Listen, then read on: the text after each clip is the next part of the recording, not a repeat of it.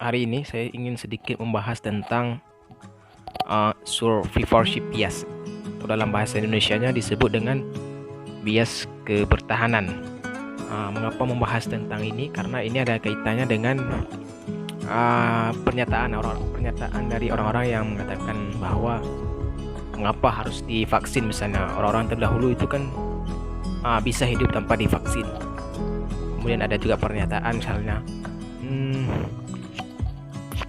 lebih baik drop off. Orang drop off itu kan bisa sukses ya. Ini nanti ada hubungannya dengan survivorship bias yang akan saya bahas ini. Sebelumnya saya ingin sedikit bercerita tentang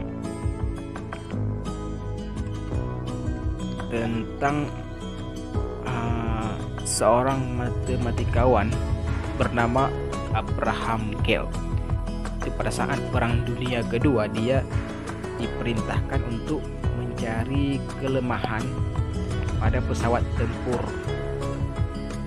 agar setelah dia mengetahui kelemahannya, nanti di keluaran terbaru mereka bisa membuat suatu pesawat tempur yang lebih baik dari sebelumnya. Nah, dari pengamatan Abraham Gale ini terhadap pesawat tempur, ditemukanlah pesawat-pesawat tempur yang selamat dari peperangan itu mengalami banyak tembakan itu di bagian sayap dan lambung pesawat. Itu yang paling banyak mengalami tembakan peluru.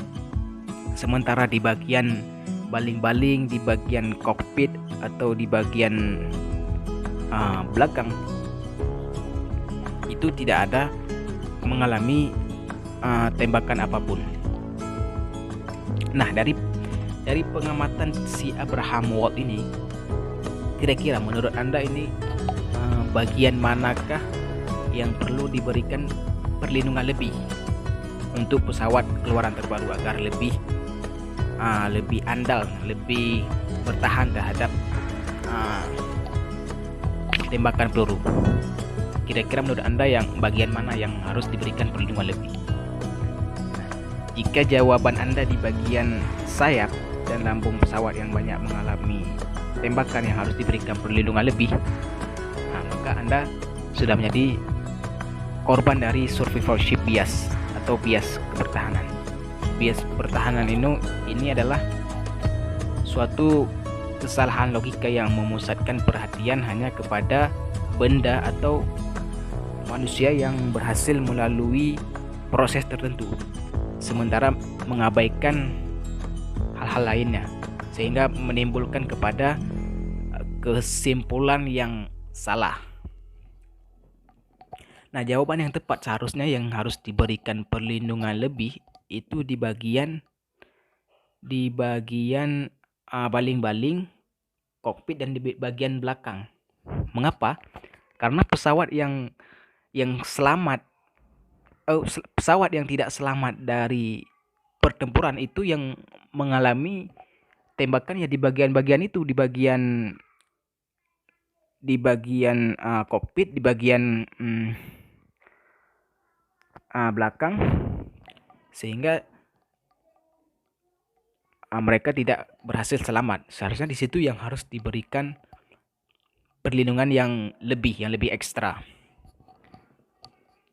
Nah, survivorship bias ini itulah orang-orang yang punya statement seperti mengapa harus divaksin, padahal orang-orang terdahulu itu bisa hidup tanpa harus divaksin.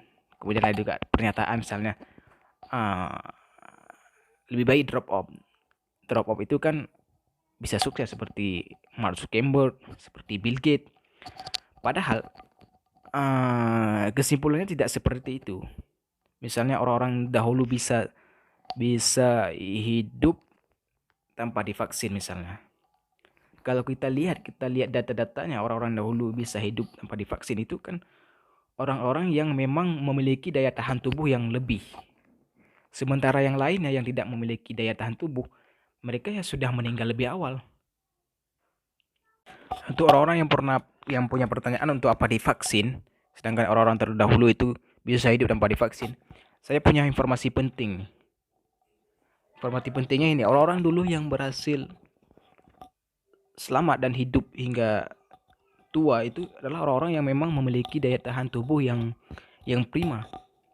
Sedangkan mereka-mereka yang memiliki ketahanan tubuh yang lemah, mereka sudah terlebih dahulu beda alam dengan kita, atau dalam kurung sudah meninggal lebih lebih awal. Mereka yang tidak divaksin itu tidak lebih kuat karena tidak divaksin, tapi mereka memang bertahan hidup karena memiliki daya tahan tubuh yang kuat. Orang-orang terdahulu itu menikah di usia muda, dia memiliki banyak anak itu bukan tanpa alasan. Karena ya rata-rata tidak mencapai umur 30 sudah meninggal. Meninggal karena penyakit tadi. Vaksin itu kan sebuah suatu pertahanan awal untuk kita bisa mengatasi berbagai macam penyakit yang lain. Dengan adanya vaksin, kita-kita yang memiliki daya tahan tubuh yang lemah bisa sedikit bertahan terhadap virus-virus yang memang mematikan ya. Mengapa virus-virus macam flu burung, MERS, dan sekarang itu corona bisa heboh seluruh dunia itu karena ya tidak memiliki vaksin. Sehingga mereka-mereka yang memiliki daya tahan tubuh lemah ketika terinfeksi dengan virus-virus tersebut yang belum memiliki vaksin, maka mereka akan cepat yang namanya mereka lemah terhadap virus tersebut dan terjadilah hal yang tidak kita inginkan atau kematian. Nah, kita sedikit beruntung sekarang dengan adanya vaksin ini. Kita yang memang berdaya tahan tubuh lemah bisa sedikit bertahan terhadap virus-virus ini yang menjangkiti kita.